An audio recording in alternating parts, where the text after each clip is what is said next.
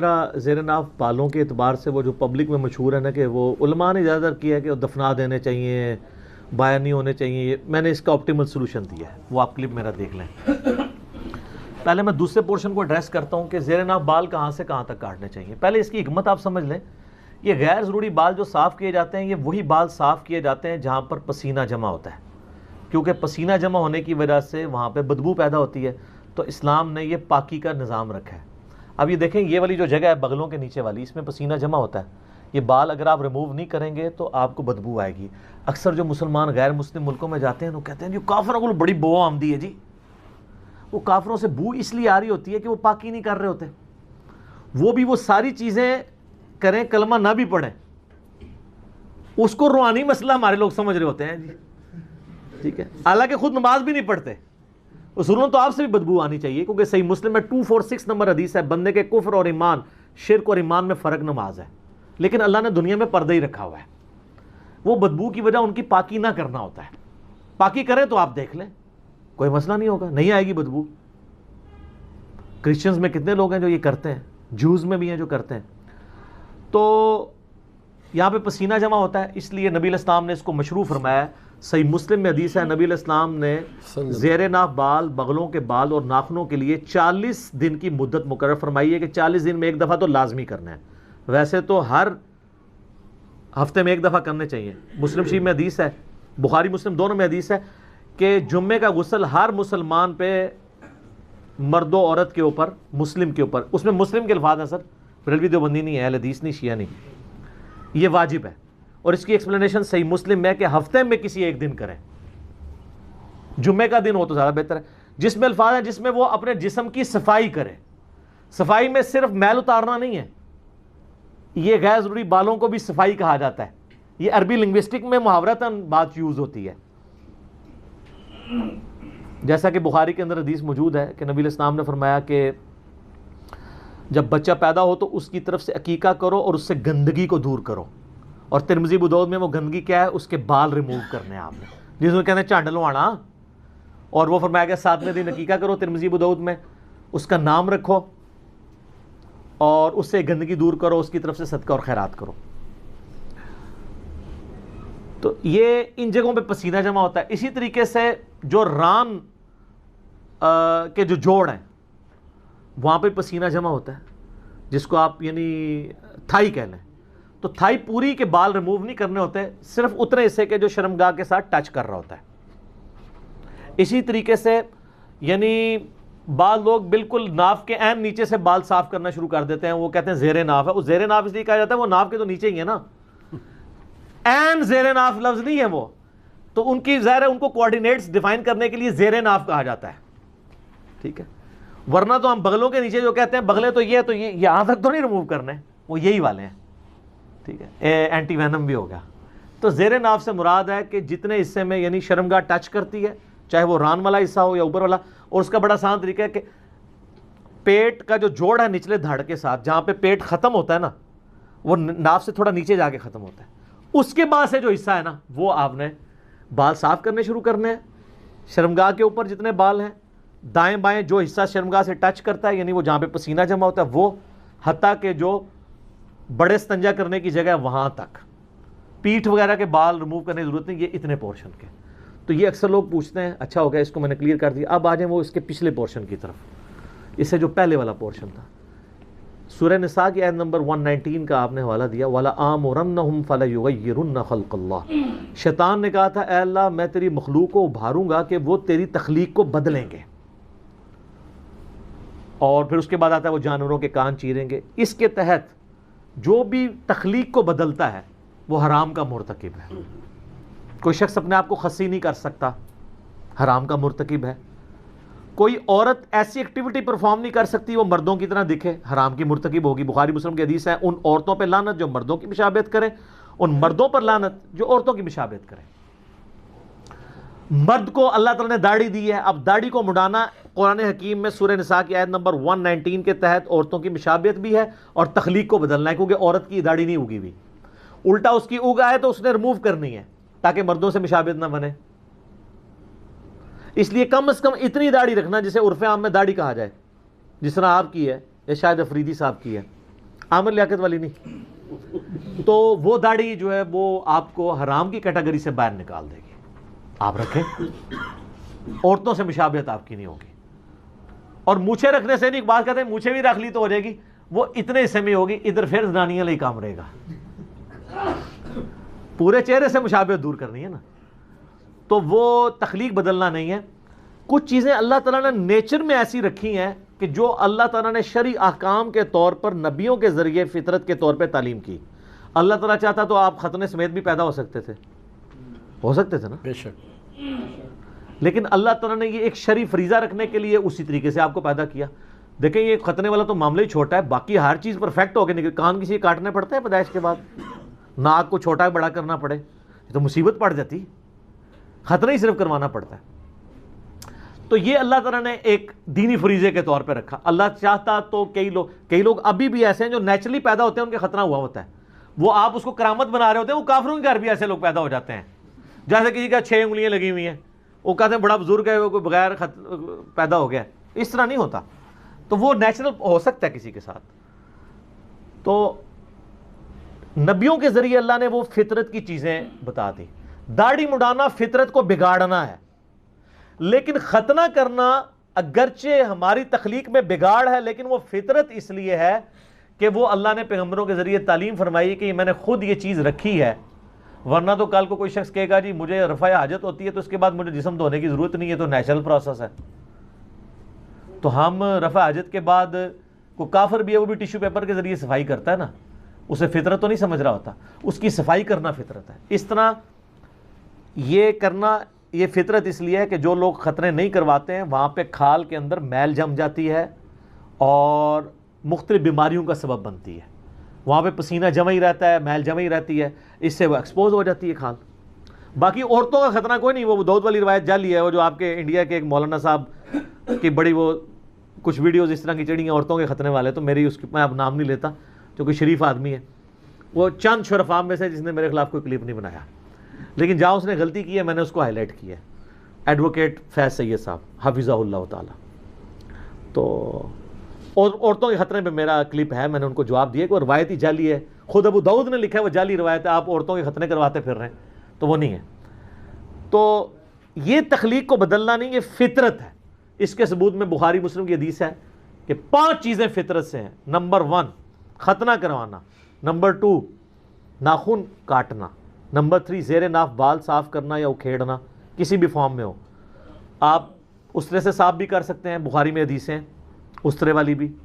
بال صفا پاؤڈر بھی استعمال کر سکتے ہیں, کریم بھی, اگر وہ سکن کو کاز نہ کرے کوئی ڈیمیج, جو آج کل رپورٹیں آ رہی کر رہے ہیں, اس لیے اس کو تو اوائڈ کریں, اس کی بجائے سٹرپس کا یوز بہتر ہے. اور نمبر 4 بغلوں کے بال, زیر ناف بال, بغلوں کے بال. اور نمبر 5 مونچھوں کو پس کرنا. اور مسلم شریف میں 10 حدیثیں ہیں فطرت میں, ان میں داڑھی بڑھانا بھی فطرت میں ہے, مسواک کرنا, کلی کرنا, یہ ساری چیزیں فطرت میں داخل ہیں. تو جو چیزیں اگرچہ بظاہر تخلیق کو بگاڑ رہی ہیں, لیکن وہ اللہ تعالیٰ نے بلٹ ان رکھی ہوئی ہیں تاکہ انسان شریعت کو اوبے کرتے ہوئے اس کو ایگزیکیوٹ کرے. وہ تخلیق کا بدلنا نہیں ہے, بلکہ وہاں پہ تخلیق بدلنا ہی فطرت ہے. اس فرق کو سمجھیں. اسی طریقے سے اس میں یہ بھی یاد رکھیے گا, ایک شخص کی 6 انگلیاں نکل آئی ہیں. اب اگر وہ ایک انگلی کٹوانا چاہتا ہے تو اس کا حق ہے, وہ تخلیق نہیں بدل رہا, بلکہ وہ خود تخلیق سے ہٹا ہوا ہے, ڈیمیجڈ ہے, یہ اس کی فالتو ہے, وہ ریموو کروا سکتا ہے. یہ نہیں اس کو کہا جائے گا کہ یہ تو اب تخلیق کو بدل رہا ہے. کئی لوگ ہیں جن کے تالو جڑے ہوئے پیدا ہوتے ہیں, تو اب آپ کہیں گے تخلیق نہیں بدلنی, ان کے تالو الگ کیے جاتے ہیں, ورنہ تو وہ بول ہی نہیں سکتے.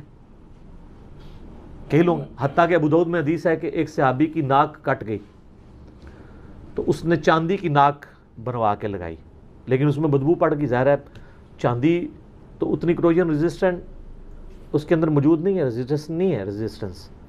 پھر نبی علیہ السلام نے ان کو حکم دیا کہ سونے کی چاند جو ہے ناک بنا کے لگواؤ. پھر اس نے سونے کی ناک لگائی. ظاہر ناک کے بغیر تو بندہ بڑا عجیب ہی لگتا ہے نا. تو سونے کی ناک بھی, آپ حالانکہ مرد پہ سونا حرام ہے, لیکن اس بڑے ضرر سے بچنے کے لیے جو چہرے کا بگاڑ ہے, سونے کا آپ دانت بھی لگوا سکتے ہیں, لیکن سونے چاندی کے برتنوں میں کھانا کھانا حرام ہے.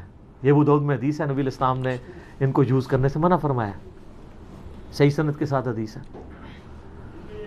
تو سونے کا دانت اگر کسی نے لگوایا ہے, اس کی وفات ہو گئی, تو اب یہ نہیں ہے کہ اس کو دانت سمیت ہی دفنا دیں, آپ دانت اتروا سکتے ہیں, کیونکہ وہ ایک قیمتی چیز ہے, اس کے ساتھ ضائع نہ کریں.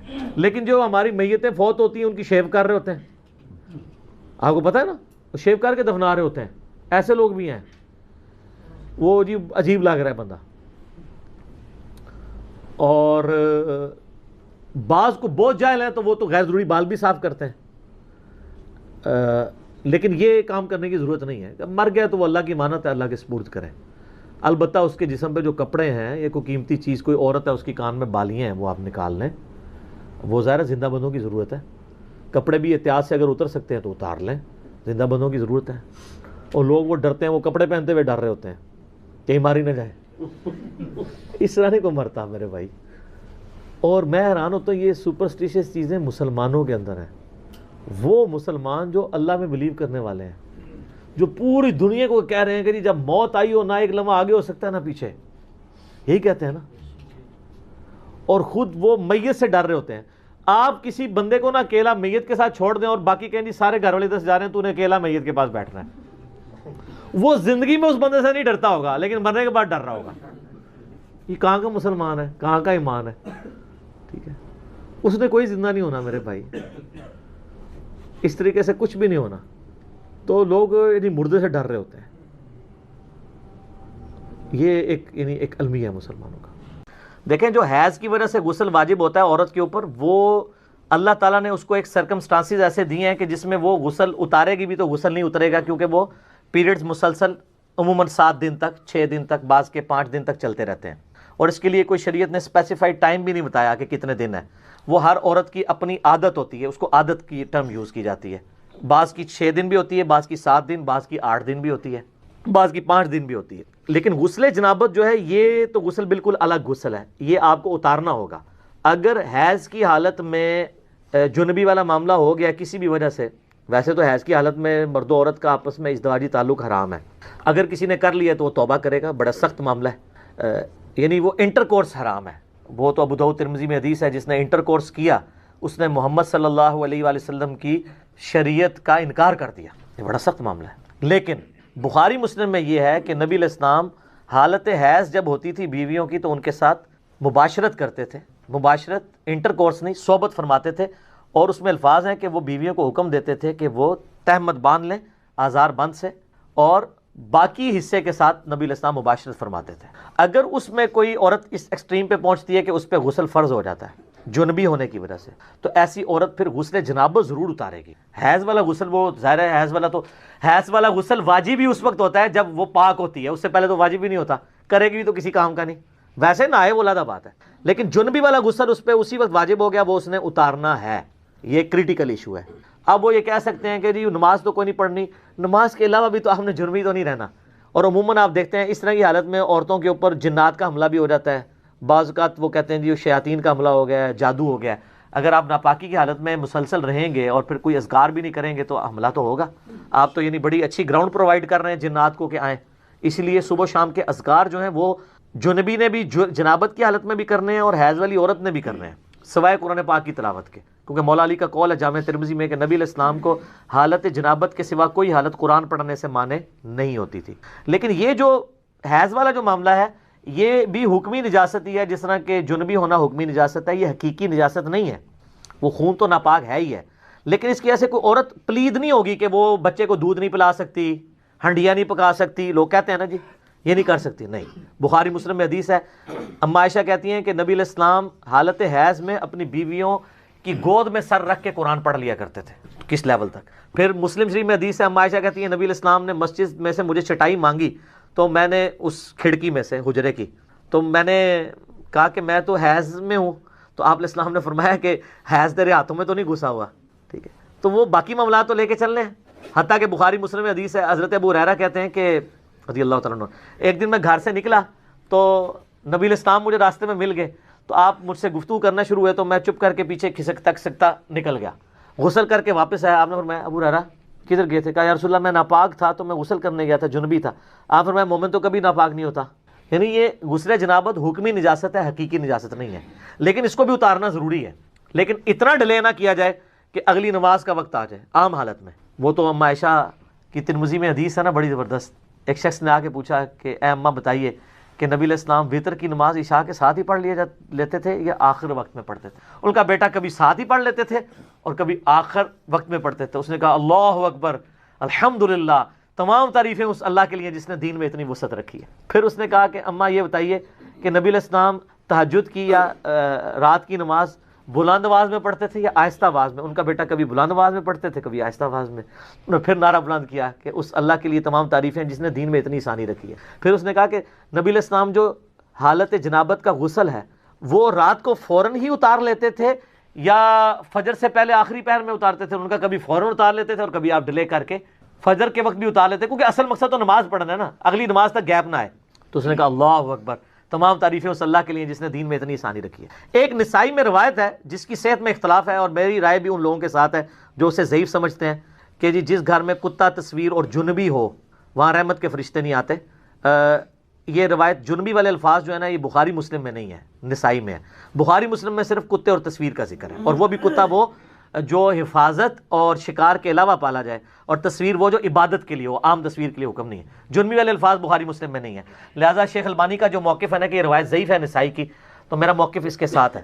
یہ اتنے سارے مسائل میں ساتھ جو میرے دماغ میں آ رہے ہیں، جو میں فی البدی بات کرنی ہوتی ہے کہ اس چیزیں جڑی ہوئی ہیں تاکہ لوگ لرن کریں. تو غسل جنابت اگر کسی عورت پہ آئے، حیض کے غسل کا وہ انتظار نہیں کرے گی، وہ غسل اتارے گی. اور یہ بھی یاد رکھیے گا غسل جنابت عورت کے لیے آسان ہے.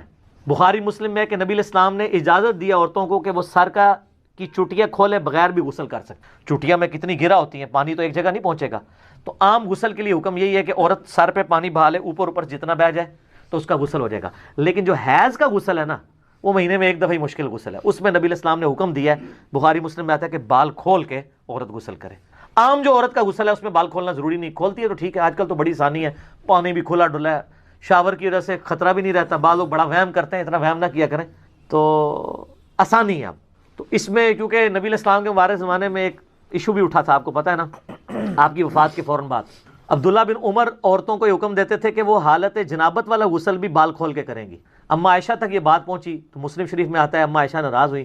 انہوں نے کہا یہ عبداللہ بن عمر عورتوں کو چٹیاں منڈوا دینے کا حکم کیوں نہیں دیتا؟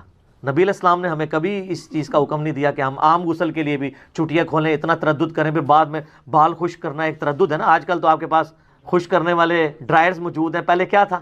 تو پھر الٹا پانی بھی زیادہ چاہیے ہوگا.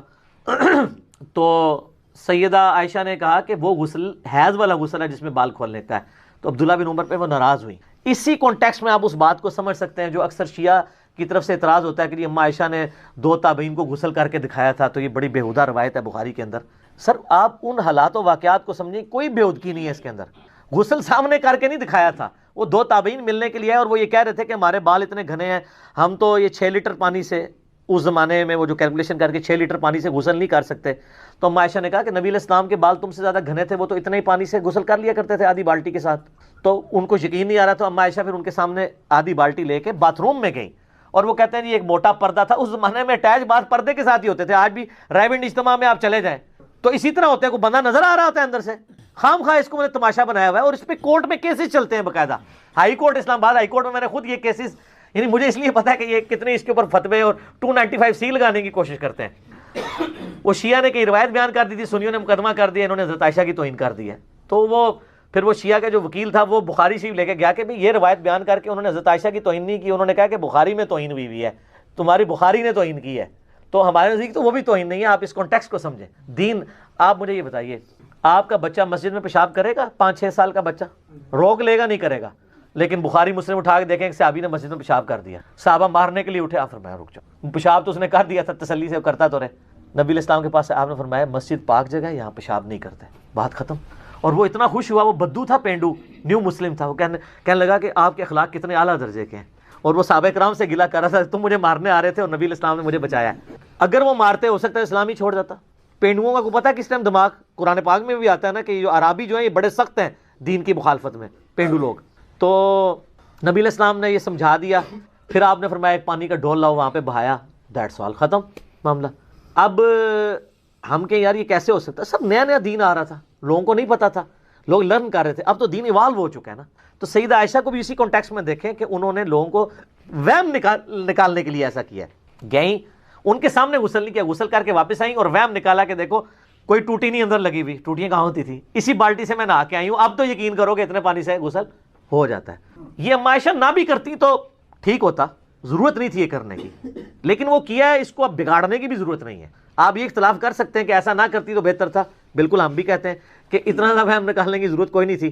لیکن آپ اس دور میں اگر چلے جائیں کہ جہاں عبداللہ بن عمر جیسے لوگ کہہ رہے ہیں کہ عورت بال کھولے اور پھر آئلی زندگی نبی علیہ السلام کی ٹرانسفر کون کرے گی؟ سیدہ عائشہ ہی کریں گی نا. یہ اس امت کی امام ہے، اس امت پہ اما عائشہ کا احسان ہے کہ انہوں نے نبی علیہ السلام کی گھر کی زندگی روایت کی ہے. آپ حیران ہوں گے کہ اہل بیت کی شان میں بھی جتنی حدیثیں ہیں وہ اما عائشہ روایت کر رہی ہیں، چاہے پانچ تن پاک والی حدیث ہو وہ بھی اما عائشہ روایت کر رہی ہیں مسلم شریف میں، حدیث قصہ. ٹھیک ہے، تو سیدہ عائشہ نے ہر وہ بات جو نبی علیہ السلام کے گھر سے تعلق رکھتی تھی، حضرت ختیجہ سے جیلس ہوتی تھی اما عائشہ، لیکن ان کی شان میں ساری حدیثیں بھی انہوں نے بیان کی. ٹھیک ہے، منصف مزاج تھی نا، اور وہ یہ مانتی تھی کہ بھئی ختیجہ جیسا کوئی نہیں ہے. پھر میرے وہ رکت اجازت نہیں دے گی میں وہ حدیثیں بیان کروں، میں اسی کو اسی پہ کنکلوڈ کرتا ہوں. ٹھیک ہو گیا جی. تو وہ غسل جنابت والا اتارے گی، حیض والا غسل اس کو الگ سے اتارنا ہوگا. البتہ حیض والی رات ہی اگر اس کے ساتھ ایسا معاملہ ہو جاتا ہے تو ایک غسل ہی دونوں کے لیے کفایت کر جائے گا، پھر دو غسل نہیں کرنے ہوں گے. یہ بھی یاد رکھیے، جمعے کا دن ہو اور اس دن بائی چانس عید بھی آئی ہو اور بائی چانس آپ جنبی بھی ہوں تو آپ کو تین غسل نہیں کرنے ہوں گے، ایک غسل تینوں کے لیے کفایت کرے گا. اس طرح ایک عورت جنبی تھی اور اسی دن بائی چانس اس کے پیریڈز بھی ختم ہو گئے تو اب وہ صبح اٹھ کے جب ایک غسل کر لے گی نا تو غسل جنابت بھی ادا اور حیض والا غسل بھی ادا. موجے لوگ تو کہتے ہیں جی علم دین آئے نا بندہ مشکل میں پھنس جاتا ہے. سر علم دین آئے تو شریعت بہت آسان ہو جاتی ہے. وہ اس لیے کہ سب کانٹیننٹ میں جو شریعت آپ کو بتائی گئی ہے وہ اتنی اوکھی کر کے بتائی گئی ہے کہ آپ سوچ بھی نہیں سکتے.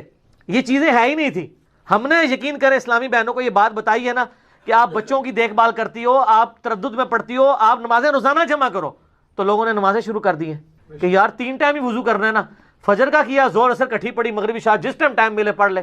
پہلے تو بیچاروں کو ٹینشن ہوتی تھی یار نماز قضا ہو جائے گی، او جناب وہ زور کا وقت نکل رہا ہے. انہوں نے بتایا زور کا وقت 12 بجے سے لے کے مغرب تک موجود ہے، جس ٹائم مرضی ٹائم ملے پیچ ملے میں پڑھ لوں.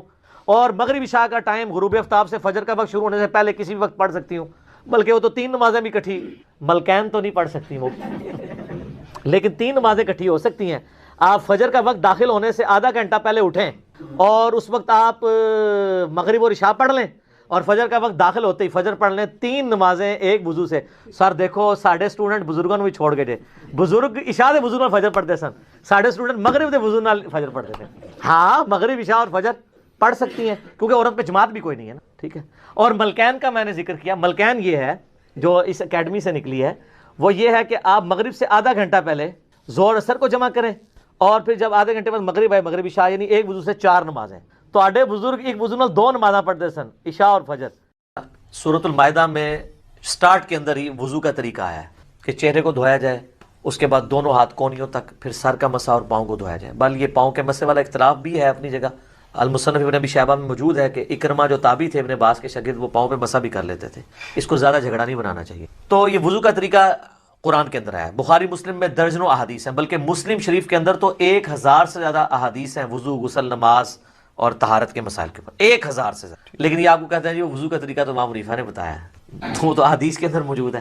تو آپ بخاری مسلم دونوں میں حدیث موجود ہے کہ نبی علیہ السلام غسل کیسے کرتے تھے. امہات المومنین نے روایت کی ہے کہ نبی علیہ السلام جب بھی غسل جنابت کرتے تھے تو آپ علیہ السلام غسل کرنے سے پہلے استنجا کیا کرتے تھے. اس کے بعد آپ علیہ السلام زمین پہ ہاتھ مار کے مٹی لیتے تھے. اس زمانے میں ظاہر صابن تو نہیں ہوتا تھا، اور مٹی اس جگہ پہ ملتے تھے جہاں پہ مری وغیرہ لگی ہوتی تھی تاکہ اس کو صاف کرتے. ظاہر وہ سمپل پانی سے تو صاف نہیں ہوگی. اس کے بعد آپ علیہ السلام بخاری مسلم کے الفاظ ہیں کہ نماز کا سا وضو کرتے تھے، کلی کرتے تھے غرغرے کے ساتھ، سنت ہے، ناک میں پانی ادھر تک چڑھاتے تھے. اور وہ ابو داؤد میں الفاظ موجود ہیں کہ اگر روزہ نہ ہو تو پھر تو آپ اوپر تک چڑھیں، روزہ ہو تو آپ بس نارملی جتنے ہے پانی ہے. اس کے بعد چہرہ دھوتے تھے، نماز کا سا وضو کرتے تھے، پاؤں چھوڑ دیتے تھے. اس کے اندر ایک حکمت تھی کیونکہ کیچڑ تھا، نیچے پانی جمع ہوتا تھا، اور اس زمانے میں لوگ شلوار نیچے سے نہیں پہنتے تھے، تہمت ہوتی تھی، نیچے سے پہنے تو کیچڑ پاؤں پہ لگ جائے. تہمت میں جو کر رہا ہے تو وہ تو اوپر سے پہن لے گا اور پاؤں اس کے کیچڑ والے ہوں گے. اور بخاری مسلم میں الفاظ ہے نبی علیہ السلام باہر آ کے پاؤں دھوتے تھے. آج کل ایسا نہیں ہے. آج تو ہم اس اسماعی سے گزر نہیں رہے، ہم تو ٹائلز والے باتھ روم میں ہوتے ہیں، ساتھ ساتھ پانی بہتا رہتا ہے، وہ پاک ہوتا جاتا ہے، نکل جاتا ہے.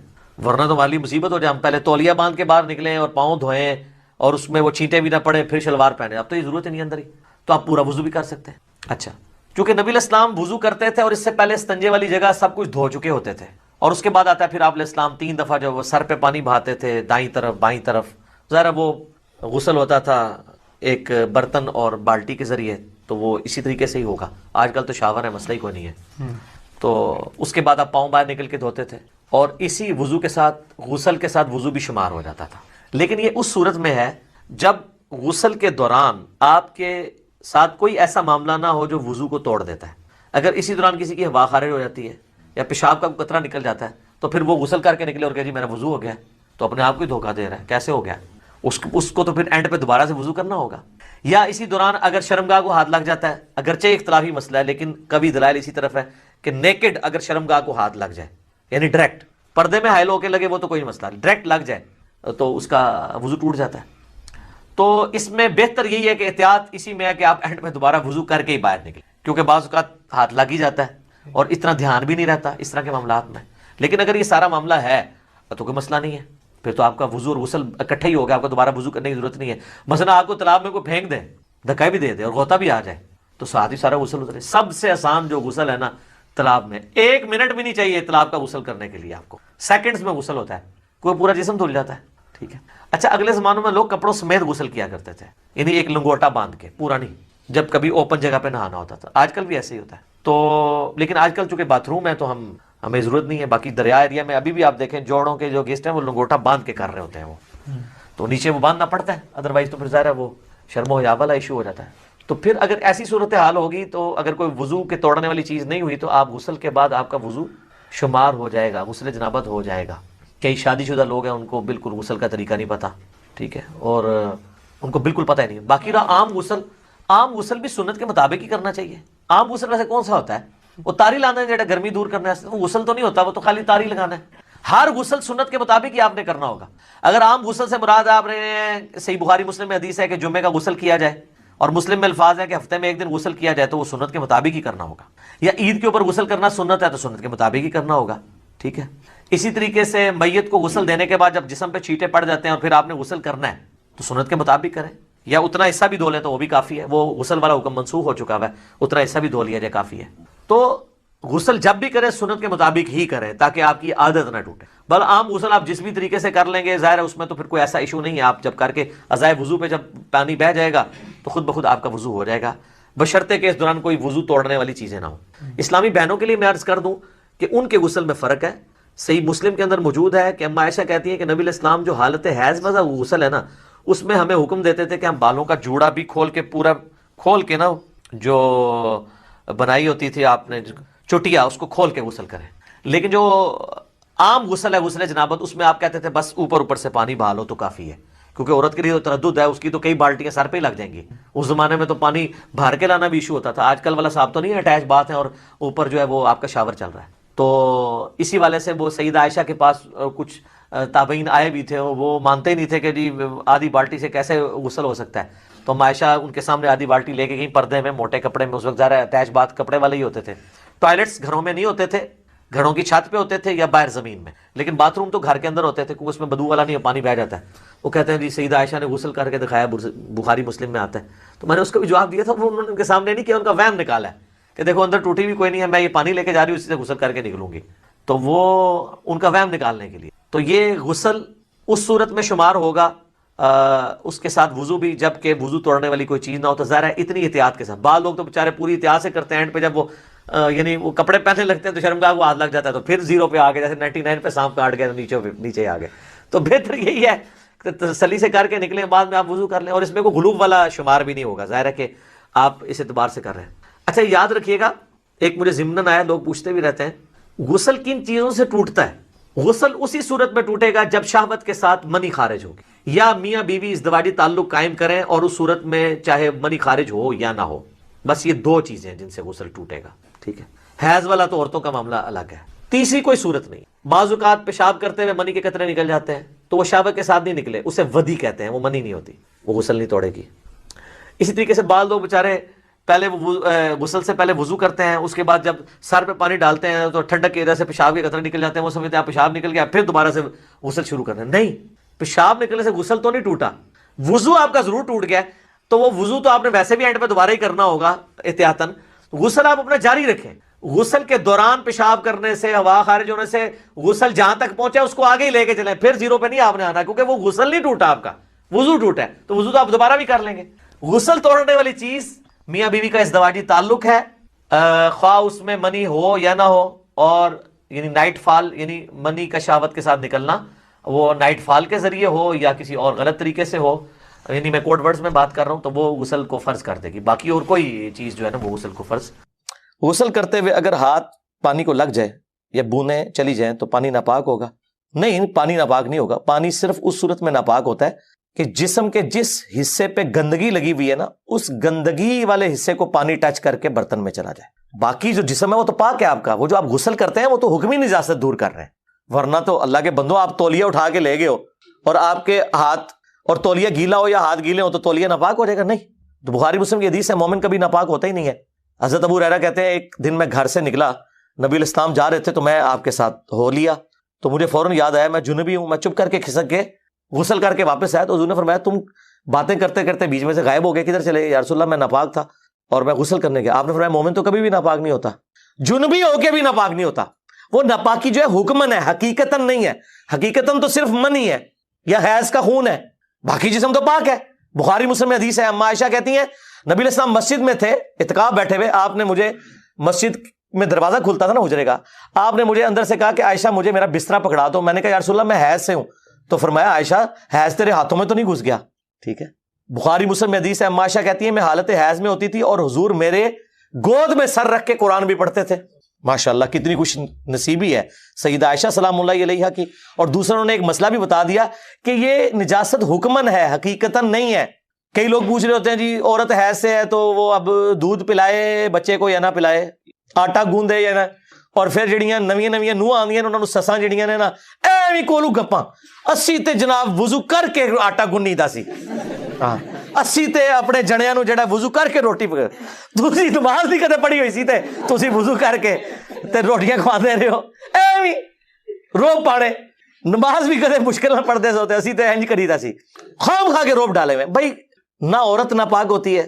اسی لیے بخاری مسلم میں الفاظ ہیں، اما عائشہ کہتی ہیں کہ نبی علیہ السلام حالت حیض میں بھی اپنی بیویوں کے ساتھ ازدواجی تعلق قائم کرتے تھے. اچھا وہ منکرین حدیث اٹھاتے ہیں، کہتے ہیں تو قرآن کے خلاف ہے، قرآن میں تو آیا کہ عورتوں سے الگ رہو. تو حضور یہ کیا کرتے تھے؟ نعوذ باللہ. بھائی آگے موجود ہے، ام سلمہ کہتی ہیں کہ جب ہم حیض سے ہوتی تو نبی علیہ السلام اپنی بیویوں کو حکم دیتے کہ وہ ایک مضبوط کپڑا باندھ لیں تہبت کی جگہ پہ. یعنی وہ ازدواجی تعلق سے مراد انٹر کورس کرنا نہیں ہوتا تھا. سمجھ آئیے آپ کو؟ اور اس سے حضور نے یہ بھی امت کو بتا دیا کہ اس حالت میں یہ نہیں ہے کہ عورت کو بستر سے الگ کر دینا ہے، یہ اسلام کی تعلیمات ہیں. تو وہ غسل کرتے ہوئے اگر ہاتھ پہ پانی جو لگا ہوا ہے، بس آپ پہلے ہاتھ دھو لیے آپ نے، اس کے بعد آپ برتن، ویسے آج کل تو شاور ہے کوئی مسئلہ ہی نہیں ہوتا، بے فکر رہیں آپ، پانی ساتھ ساتھ ویسے ہی بہ رہا ہوتا ہے. میاں بیوی کے تعلق کے بعد غسل میں دیر ہو جائے یا پانی بجلی کا مسئلہ ہو جائے تو کیا گناہ؟ نہیں کوئی مسئلہ نہیں، آپ تیمم کر کے نماز پڑھ لیں. اسلام بہت آسان ہے میرے بھائی، چھوڑ دیں. ترمذی میں، ابو داؤد میں حدیث ہے، ایک صحابی حضور کے صلی اللہ علیہ وسلم ام المومنین سیدہ عائشہ کے پاس آئے، کہا اماں اللہ کے نبی علیہ السلام کیا غسل جنابت فوراً ہی اتار لیتے تھے یا رات کے آخری پہر، یعنی صبح کے وقت؟ ضرورت تو اسی وقت ہی پڑتی ہے نا نماز کے لیے نا، ویسے تو آپ آ گئی ہیں. تو اما عائشہ نے کہا کبھی فوراً اتار لیتے تھے اور کبھی آخری پہر. اس نے کہا اللہ اکبر، سبحان اللہ، اللہ پاک ہے، اللہ کے لیے ساری بڑھائی ہیں جس نے دین میں اتنی آسانی رکھی ہے. پھر اس نے کہا اماں یہ بتائیں کہ نبی علیہ السلام وطر کی نماز عشاء کے ساتھ ہی پڑھ لیتے تھے یا آخری پہر؟ انہوں نے کہا بیٹا کبھی ساتھ بھی پڑھ لیتے تھے، کبھی آخری پہر بھی اٹھ کے پڑھتے تھے. اس نے کہا اللہ اکبر، تمام تعریفیں اس اللہ کے لیے جس نے دین میں اتنی آسانی رکھی ہے. پھر اس نے کہا اماں نبی علیہ السلام جو تہجد کی نماز پڑھتے تھے اس میں قرآن اونچی آواز سے پڑھتے تھے یا آہستہ آواز سے؟ ان کا بیٹا کبھی اونچی آواز سے پڑھتے تھے کبھی آہستہ آواز سے. اس نے کہا اللہ اکبر، سبحان اللہ، تمام تعریفیں اس اللہ کے لیے جس نے دین میں اتنی آسانی رکھی ہے. تو غسل جنابت آپ ڈیلے کر سکتے ہیں، اتنا ڈیلے نہ کریں کہ نماز کا وقت نکل جائے. ٹھیک ہے، ایک بندہ صبح اٹھا ہے، نماز پڑھ کے فجر کی سویا ہے، 9-10 بجے اٹھا ہے اور غسل اس میں فرض ہے، تو زور تو بھی 1:30-2 بجے ہونی ہے نا. کوئی نہیں، 1 بجے غسل کر لے، کوئی مسئلہ نہیں ہے. غسل جنابت کو آپ ڈیلے کر سکتے ہیں، اس میں کوئی مسئلہ نہیں ہے. لیکن نمازیں قضا نہیں ہونی چاہیے. باقی وہ جو روایت ہے نا اس کے اوپر محدثین کا کلام ہے. کچھ محدثین اسے حسن کہتے ہیں, کچھ ضعیف. میں ضعیف والوں کے ساتھ ہوں کہ جس گھر میں کوئی جنبی شخص اور رحمت کے فرشتے داخل نہیں ہوتے, یہ روایت کمزور ہے. اس کی اصل روایت جو ہے نا, یہ حدیث ترمذی میں ہے, نسائی میں ہے, لیکن اصل روایت بخاری مسلم میں ہے کہ جس گھر میں کتا اور تصویر ہو اس میں فرشتے داخل نہیں ہوتے. میں آپ کو وضو سے کہہ رہا ہوں, جو انہوں نے ڈیفینیشن بتائی ہے اس کے تحت تو کسی صحابی کا وضو نہیں ہوتا.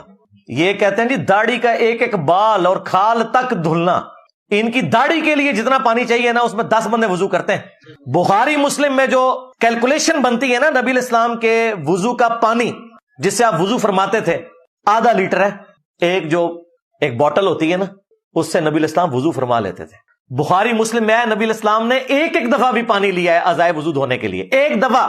اب مجھے بتائیں ایک دفعہ آپ پانی لیں گے, نبی الاسلام کی تو داڑھی گھنی تھی, ان کے تو 10 گلاس چاہیے گھنی داڑھی کو دھونے کے لیے.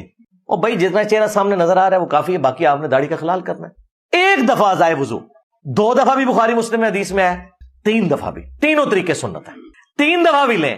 تو جو یہ ڈیفینیشن بتاتے ہیں نا دھونے کی, اس میں 3 دفعہ پانی لینے سے داڑھی والے کا چہرہ نہیں دھلتا. کہتے ہیں جی ایک ایک بال تک اندر, اور نہیں ہو یار, بس یہ سامنے جو چہرہ نظر آ رہا ہے داڑھی کا خلال, دیٹس آل, ختم. ایک ایک دفعہ پانی لینا بھی ثابت, 2 دفعہ بھی, 3 دنوں. اسی طریقے سے غسل کے لیے بخاری مسلم میں اگر آپ دیکھیں تو آپ کو ملے گا 7 لیٹر پانی کے ساتھ نبی الاسلام نے 7 لیٹر پانی کے ساتھ غسل بھی کر لیے. 7 لیٹر کتنا ہوتا ہے؟ 1.5 لیٹر کی کتنی بوتلیں بنی؟ 4.5 بوتلیں, جو 1.5 لیٹر کی آپ کی یہ